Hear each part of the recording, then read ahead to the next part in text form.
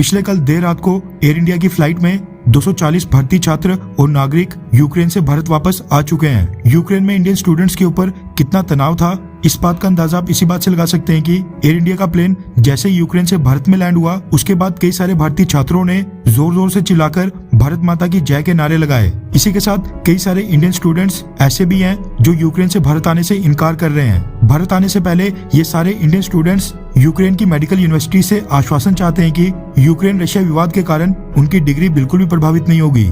Ukraine में फंसे Indian students चाहते हैं कि जब वो भारत वापस आ जाएं तो यूक्रेन के कॉलेजेस और यूनिवर्सिटीज उनकी ऑनलाइन क्लासेस कंडक्ट करें ताकि उनका साल बर्बाद ना हो और डिग्री जल्द से जल्द मिले, वरना यूक्रेन में 1-2 साल और रुकने के लिए इंडियन स्टूडेंट्स को लाखों रुपए और खर्चने पड़ सकते हैं। इंडियन स्टूडेंट्स यूक्रेन में स्थित इंडियन एम्बेसी के ऊपर दबाव डाल रहे हैं कि इंडियन गवर्नमेंट यूक्रेनियन गवर्नमेंट के साथ बातचीत करके इस मुद्दे के ऊपर डिस्कशन करे ताकि यूक्रेन की medical universities online classes, online exams वगैरह के लिए मान जाएं। जिसके बाद यूक्रेन में स्थित इंडियन एम्बेसी ने पिछले कल एक स्टेटमेंट जारी करके बोल दिया है कि यूक्रेन में फंसे इंडियन स्टूडेंट्स ऑनलाइन क्लासेस होंगी या फिर नहीं, यूनिवर्सिटी से इस चीज की कंफर्मेशन मिलने का इंतजार बिल्कुल ना करें और अपनी सिक्योरिटी और सेफ्टी के लिए जल्द से जल्द भारत वापस चले जाएं। वहीं यूनाइटेड नेशन सिक्योरिटी काउंसिल की मीटिंग में भी इंडिया ने यही कहा था।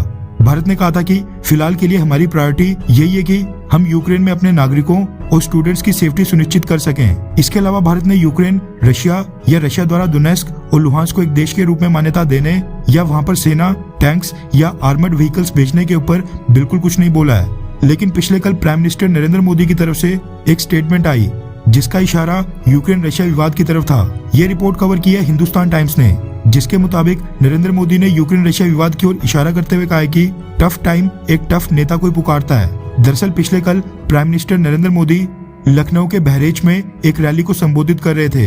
इस रैली में भारतीय जनता पार्टी की तरफ से चीफ मिनिस्टर योगी आदित्यनाथ के लिए वोट मांगे जा रहे थे और इसी बीच पीएम नरेंद्र मोदी ने यूक्रेन रशिया विवाद की ओर इशारा करते हुए लोगों को संदेश दिया।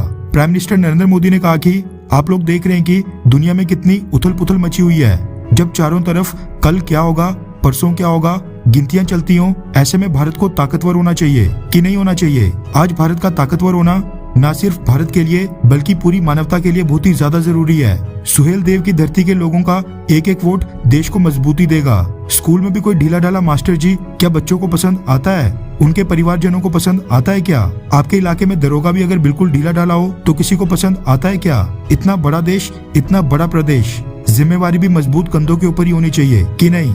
प्राइम मिनिस्टर नरेंद्र मोदी की इस स्टेटमेंट को सभी एक्सपर्ट्स और मीडिया हाउसेस यूक्रेन रशिया विवाद से जोड़ते हुए देख रहे हैं। ये तो सबको पता है कि नरेंद्र मोदी के पीएम बनने के बाद विदेशों में भारत की साख और हमारा रुतबा काफी ज्यादा बढ़ गया है। इसलिए पीएम मोदी अपने भाषणों में विदेश नीति को भी अपनी उपलब्धि के रूप में गिनवाते हैं। खैर, आपको क्या लगता है कि उत्तर प्रदेश के स्टेट इलेक्शंस में कौन सी पार्टी जीतेगी? भारतीय जनता पार्टी, समाजवादी पार्टी या फिर कोई और?